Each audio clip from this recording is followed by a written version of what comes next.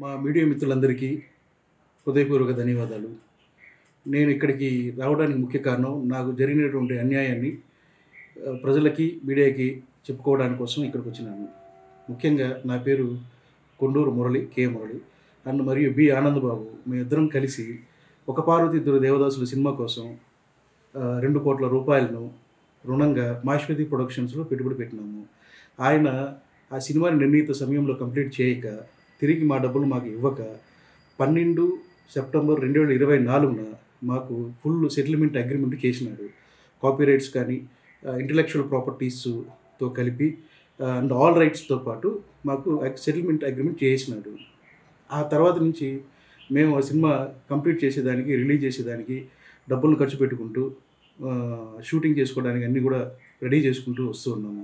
కానీ సడన్గా రామకృష్ణ అనే వ్యక్తి తన పేరు మీదుగా, తన ప్రొడక్షన్ పేరు మీదుగా ప్రెస్‌లోను అండ్ మీడియాలోను తను సినిమా నాది, నేను ప్రొడ్యూసరు, డైరెక్టర్ని అంటూ అన్యాయంగా అది రిలీజ్ చేసేసాడు. సో అది మాకు ఆర్థిక నష్టంతో పాటు సొంతంగా ఉన్నటువంటి మా పేరు కూడా దెబ్బతినే పరిస్థితికి వచ్చింది. కాబట్టి ఇక్కడికి వచ్చినటువంటి మీడియా మిత్రులకు, ప్రజలకు, అధికారులకు తెలియజేస్తూ మాలాంటి పెట్టుబడిదారులకు, సినిమా మీద పెట్టుబడిదారులకు అన్యాయం జరిగితే అధికారులు కానీ, ప్రభుత్వం కానీ వారి మీద కఠిన చర్యలు తీసుకోవాలని కోరుకుంటున్నాము.